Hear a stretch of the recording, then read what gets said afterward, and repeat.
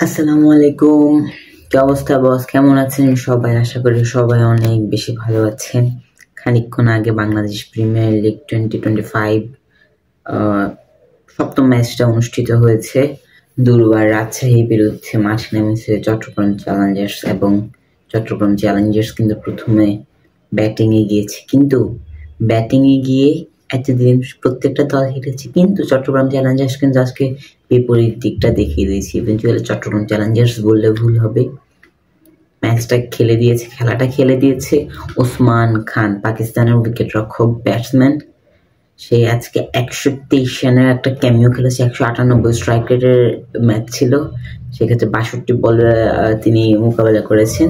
বিপরীতে তিনি 123টি রান নিয়েছে, যেটা বিপিএল ইতিহাসে পঞ্চম সর্বোচ্চ ইন্ডিভিজুয়াল স্কোর, এবং এর আগে সাব্বির রহমানের ছিল 122, সেটাকে তিনি এখন টপকে গিয়ে 123 রান নিজের নামটা লিখিয়ে নিয়েছেন। এবং তার সাথে ক্লার্ক একটা দুর্দান্ত ইনিংস খেলেছেন, খুব সম্ভবত 40 রানের একটা ইনিংস খেলেছে বা সামথিং। এরপরে মোহাম্মদ মিঠুন, তারও একটা দুর্দান্ত 250 বা এরকম সামথিং একটা ক্যামিও ছিল। সর্বশেষে হায়দার আলী একটা ভালো ফিনিশিং দিয়েছে। এখন চট্টগ্রাম চ্যালেঞ্জার্স খুব সম্ভবত 216 কিংবা 219 এরকম একটা রান করেছে। দুর্বার আছে এই সামনে বিশাল বড় টার্গেট, এই টার্গেট কিন্তু তারা ছুড়ে দিয়েছে, বিরাট লেভেলের একটা টার্গেট, যেহেতু তারা জিততে চায়। এবং শাহিদ আফ্রিদি তিনি কিন্তু পাশ থেকে দাঁড়িয়ে খুব ভালোভাবে তালি দিচ্ছিলেন, এবং তার হাত ব্যথা করে বসে ওসমান খান এত ভালো খেলেছে আজকে। তো বস, আপনারা জানাবেন যে আজকে খেলাটা কেমন হয়েছে। দুর্বার রাজশাহীর কথা যদি আমি বলতে যাই, তাসকিন আহমেদ ছাড়া কোনো কেউ ভালো বল করে নাই, একদম সবচেয়ে বাজে মার্কা বল করছে। তাসকিন আহমেদের ইকোনমি রেট ছিল 5.5, 2টা উইকেট পাইছে। বাকি সবাই মোটামুটি বিশাল লেভেলের 9.9 মানে সর্বনিম্ন তাদের ইকোনমি রেট। সবাই অনেক বেশি বেশি করে রান দিয়েছে, যার ফলে যে চ্যালেঞ্জার্স এত বড় একটা স্কোর করতে পারছে।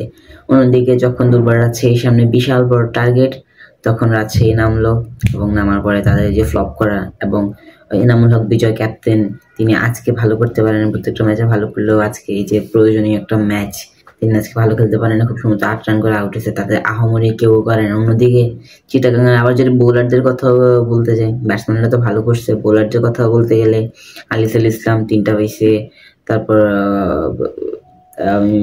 শরীফুল ইসলাম সে পাইছে 2টা, দেন আরাফাত সানি সেও কিন্তু পাইছে 3টা, আর আরেকজন পাইছে 2টা, ওর নামটা মনে নেই।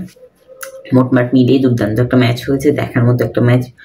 পাহাড় সমান রান হয়েছে, 219 রান সম্ভবত, এবং চট্টগ্রাম চ্যালেঞ্জার্স কিন্তু তারা জয় নিয়ে মাঠ ছেড়েছে। এবং ওসমান খান, পাকিস্তানের উইকেট রক্ষক ব্যাটসম্যান, তার এই ইনিংসটার কথা বলতেই হয়, বা দেখার মতো ইনিংস ছিল এবং দেখার মতো একটা ম্যাচ ছিল দিন শেষে, দুর্দান্ত একটা ম্যাচ।